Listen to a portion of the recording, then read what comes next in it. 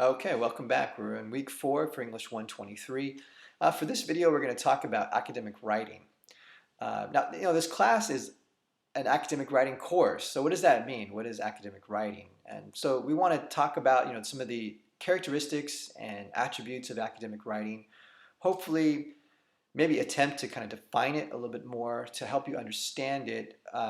It is important to know, it is important to consider because academic writing is different and should be approached different than other forms of writing that we might see or read or compose in our day-to-day lives.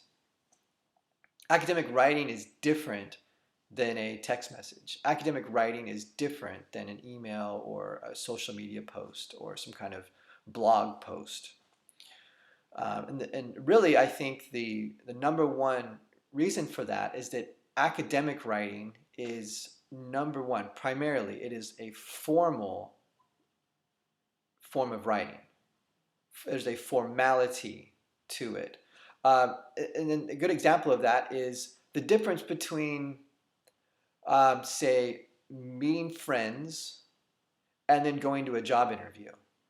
So there's a difference in formality. And of course, it depends on the company or the particular employer that you're applying for. But generally speaking, most people don't go to a job interview with the same casual attitude as they would if they were going to have coffee with friends or family or some other activity. A job interview tends to be one of the more formal, more stressful experiences that you can have, as far as interactions. So in terms of writing, an academic exercise, an academic paper or essay is going to have, it's going to be it's going to be one of the most formal forms of writing that you'll engage in, and it'll have more at stake to it. It'll have be one of the more stressful, thought-intensive forms of writing that you will probably engage in. Now, of course, it's very likely that in your form of employment now, you do compose emails that do have a lot at stake. They are formal emails that are letters. You may draft correspondence for your particular form of employment that deal with clients, that deal with particular agencies and institutions where you're dealing with those types of formal settings. So I'm not saying that you don't have experience in those particular formal areas, but I want you to equate that kind of formal experience to this as well, because unfortunately, as communication becomes more and more informal, more and more casual, such as social media and text messaging, as those forms of communication have become more casual and informal, that has begun to creep into and drift into the academic writing as well. It's not uncommon for students to incorporate text speak into their writing assignments. It's not uncommon for writing assignments to begin to kind of take on the tone or the attitude of, say, an informal email or an informal blog post of some sort. So I want you to maybe, to begin to think of these things in two different categories. There's academic writing, which is formal, like a job interview. And then there's social media and all of that stuff, which is, more of the domestic side of life, not the professional side of life. So really with academic writing, there's a professionalism to it, there's an etiquette to it, and there's a decorum to it. And that's primarily in the actual composition, the diction, the actual word choices that you're making. So you definitely want to avoid slang and contractions and informal types of word choices. Informal types of sentence structures as well. Short sentences, choppy sentences, grammatically incorrect sentences. So grammar, tone, diction, punctuation, mechanics, parts of speech, all of those things do matter in an academic writing assignment, of course, in an academic essay. So, in the social media world, in the blog world, it's not necessarily going to matter much. There's less at stake for those types of writing. There's not the same kind of value to those kinds of writing. Those kinds of writing are typically more disposable. Once they're posted, I mean, they don't necessarily delete or expire, but they become irrelevant. No one remembers them after a while.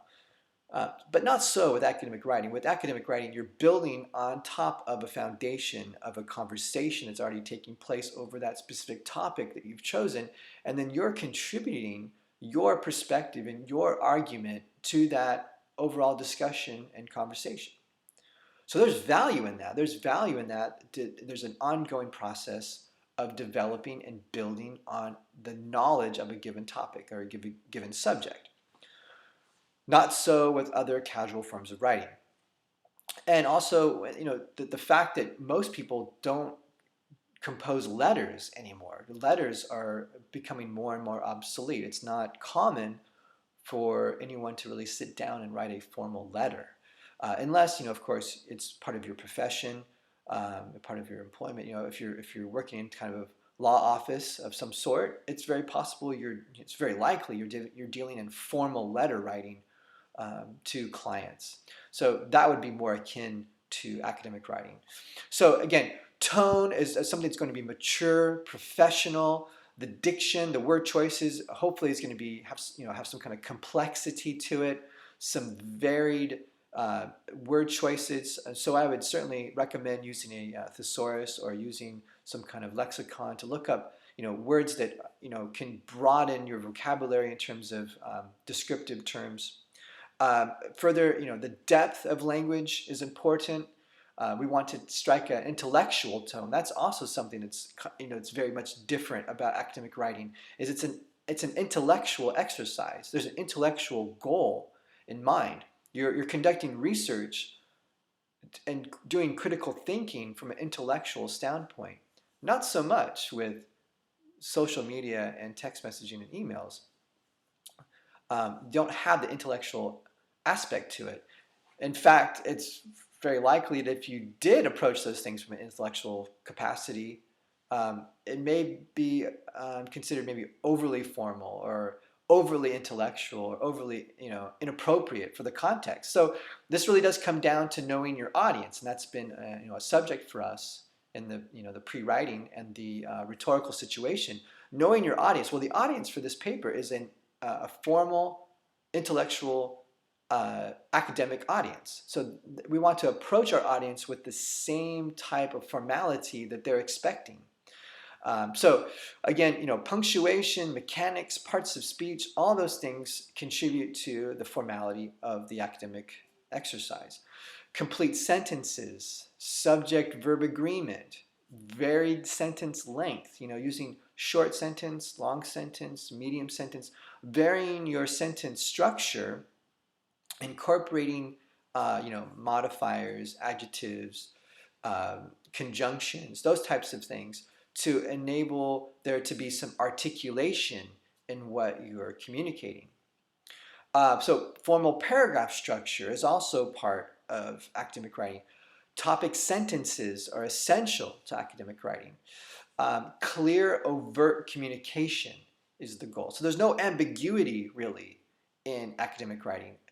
The goal that you have is to communicate your argument and then support that argument, and clarity is of the utmost importance.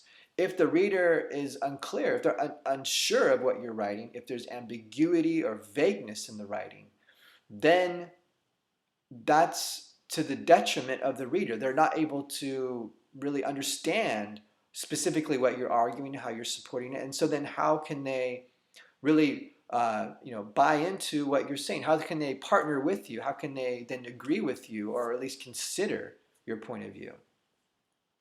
And then also critical thinking, analytical thinking are part of academic writing. So those things all build together to create this, academic writing process that we're developing in this course for the research paper. So how does that work? Well, I want to encourage you to not approach your academic writing for this class the same way you would any other form of writing. I want to encourage you to, kind of embrace that formality. It may seem awkward. It may feel weird. It may feel out of sort to really begin to think of things in formal terms and philosophical terms, intellectual terms. But that's really the point of the exercise. That's really the point of writing this research paper, is then to engage yourself philosophically, intellectually in the topic and really produce something that is going to convince your reader of what you're arguing. So you don't have the same purpose for those other forms of writing.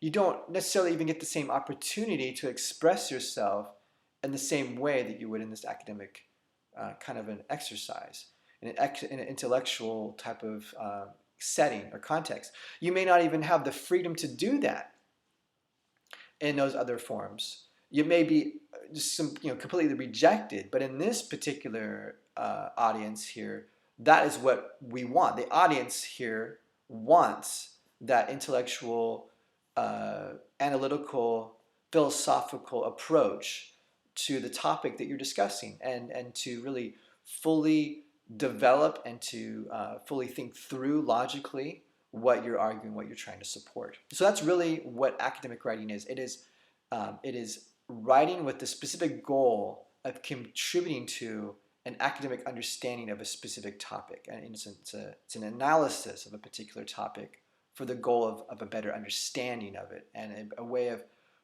continuing a conversation about that topic.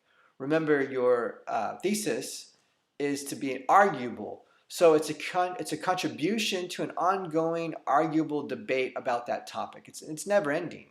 You'll never finish the subject, finish the topic. It's not done after you write your paper. Someone else can have another view. They can have another position on it. So that's really academic writing, and it's the formality of it, and it's really something that's really needing to be stressed because of the amount of casual communication that takes place and how prevalent it is in our culture now. But that's a whole other topic. That might even be something worth researching on your own, the prevalence of casual communication and its detriment to academic writing. Maybe that's a subject and argument you can take up for another course, maybe if you're a communications major. So that leaves us with academic discourse. What does that mean? Well, academic discourse means language or conversation or communication. Academic, of course, is what we're doing.